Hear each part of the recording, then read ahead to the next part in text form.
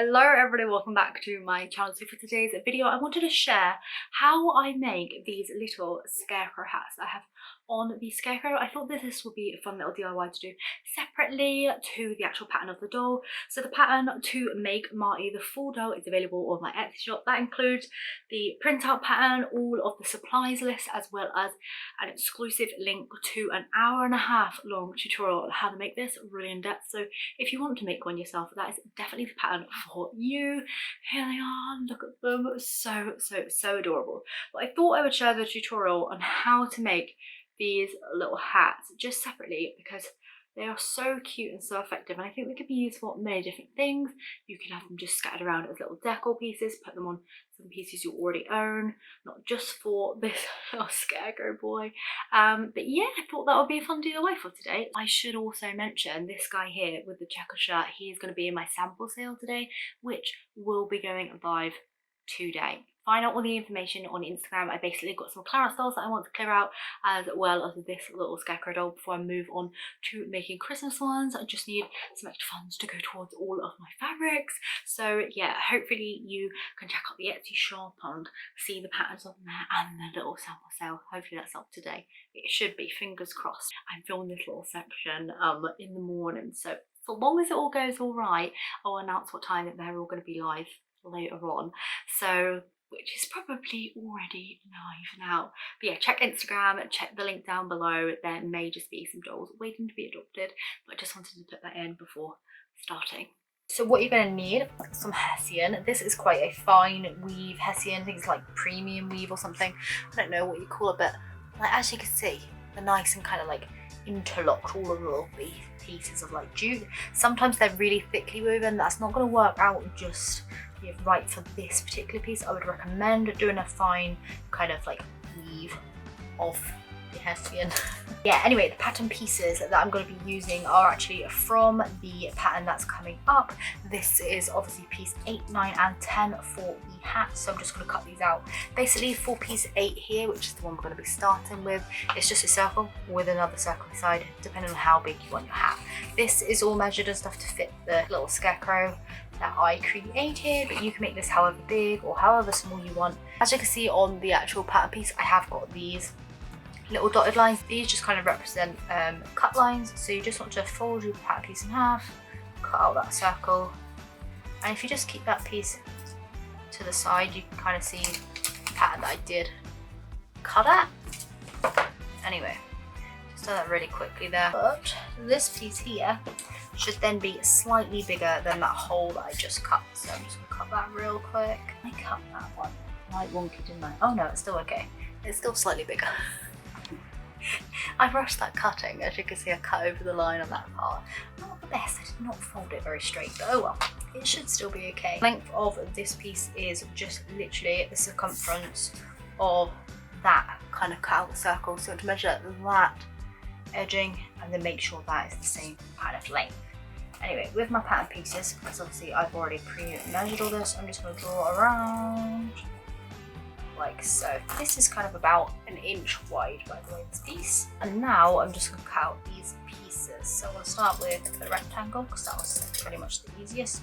Just a nice strip. As I said, when I put this pattern piece to the side there, just as a little reference, you want to cut basically where those little dotted lines are. So if you fold your hessian piece in half, just cut like that, and then another kind of like that, sort of like that.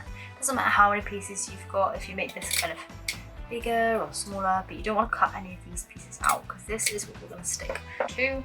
But you want to pull up each of these little triangles and just fold them where they meet that circle. Taking the hot glue gun on these little triangles, pop on some nice and kind of like lined up, nice and tight to that edge. Okay. And we're just going to repeat that with all of these little triangles. It might help if you have a low setting on your hot glue gun. I do on this one. This is the Stanley GR15 mini one. This is a brand new one because I blew mine up the other day, but One thing I would say about this is my favourite hot glue gun of all time. It is really creaky, really annoying when you're filming videos and stuff. You know, when I'm doing it personally, it doesn't bother me, but when I edit this back, I hate this noise so much. So if you're making videos or anything like that, or you just don't like that creaky noise, then this glue gun probably isn't the one for you. Anyway, as we are going around gluing this, we want to make sure that it's keeping nice and tight and like circular, just to the brim. Go, and you just want to keep on going around and going around basically, just to secure that to the hat. Then just with this little tab, I'm going to glue a line. And then again, putting it down onto the desk just to make sure it's nice and straight. Pinch that all together. And again, because my hot glue gun is on a low setting, this isn't burning me at all. If you find your hot glue gun only has one setting, probably wait a second until that cools down. Just cut off any excess. There we go. Next thing to do is to make sure that all of this kind of like top edge is nice and even. I'm just going to go around and cut a bit off. I've got a little triangle poking up here a little bit, can you see that? I'm going to cut that off with hot glue. I just take this again, I place really small amounts along the edge, and I do probably about an inch at a time to make sure I don't get too much glue on there, because we don't want this to look too glue-tastic, you know. And line it up. The reason that I do this one slightly bigger is so you can go in and trim it afterwards, so that it's like an exact fit. Because sometimes the hessian has the tendency to unravel and then it ends up being too small. If you glue it and then trim it, like the glue will hold it in place, so that's why I've done that. Again, small bit by small bit. You can see I'm using my kind of middle finger just to lift that up. The final piece, and make sure it gets the glue all the way in that corner.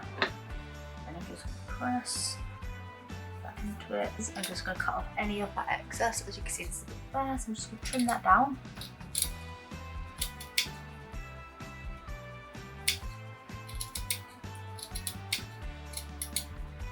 Next up, we're going to need to stitch over these glue lines. Well, you don't have to if you don't want to, but that's what I like to do to give the overall effect of my little scarecrow hat. I think it makes them look more handmade and just, yeah, more rustic. So I've just got some needle and thread here. It's just a dark brown, and I've got a knot on one end. I'm going to go in kind of through one of those bits at the top, and literally really loosely just go around and add like a little handmade stitch kind of pattern all the way around this edging. Just run on my stitch around that kind of glued seam at the top like this. I just think it has just that extra character that is missing.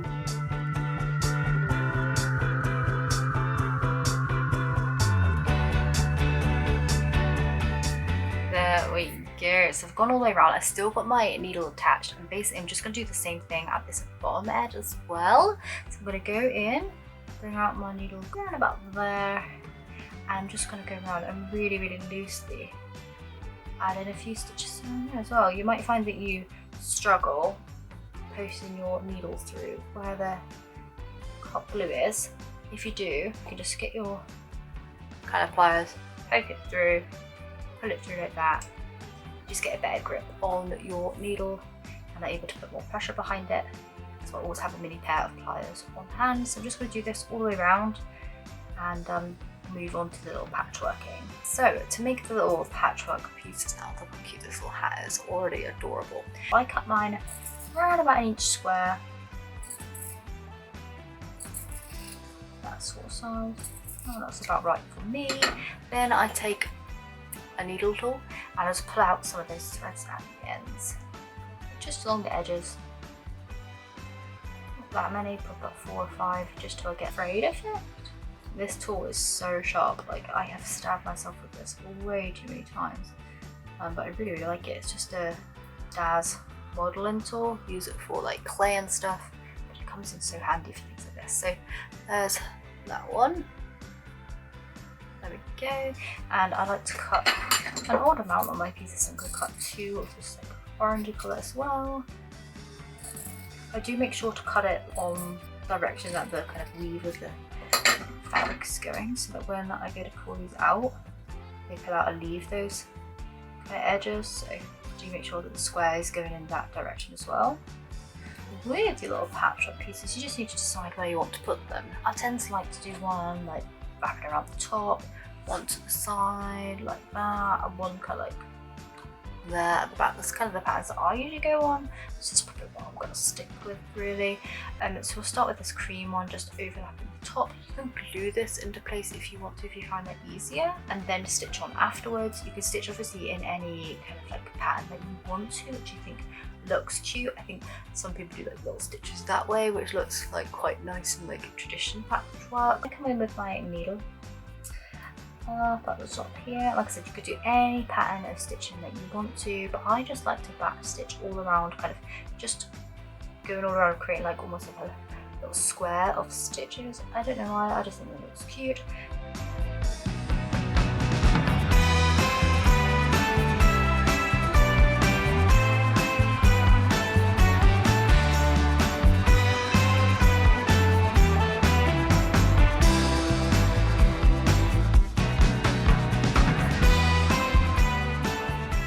To finish off these little patchworks, I like to put in some little stitches sometimes in some of mine, just like this.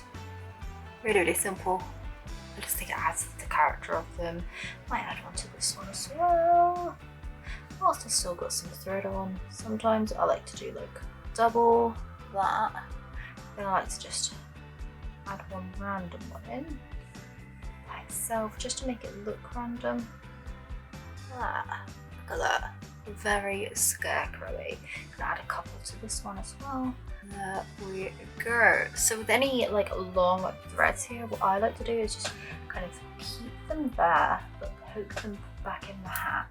Then again, taking my hot glue gun, actually just hot gluing those threads down into place, just helps secure them and keep them all kind of in there. I could obviously cut them off, but I don't want them unraveling. I think just this helps to keep them all secure, so just a really thin layer of glue to the stitching, that will do.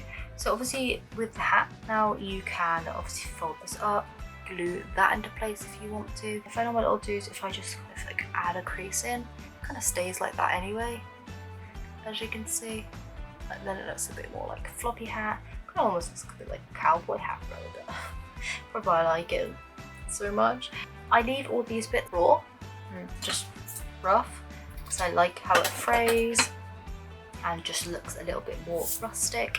What I tend to do when attaching this to my little guys is actually stuff this with like a little bit of polyfill, and this helps keep the shape of the hat. It makes it a little bit more opaque on there as well, so I do tend to do that. Then before attaching it, sometimes I like use a little bit of raffia. I pop like little bits of that sprouting out underneath, literally just like securing that with hot glue. And as you can see on this little guy here, I've put a really kind of thin like little amount around there. That's basically how I make the little hat. Okay, so this is what the hat looks like, obviously on the doll. Look at that. I made this obviously to fit this guy perfectly. I used the pattern which fits on there so well. Look, they just go on at the side. I just think they look so cute. Oh, I love them. I love the little kind of stitching like details on there over where we glued. I love the patchworks. I think they look so cute.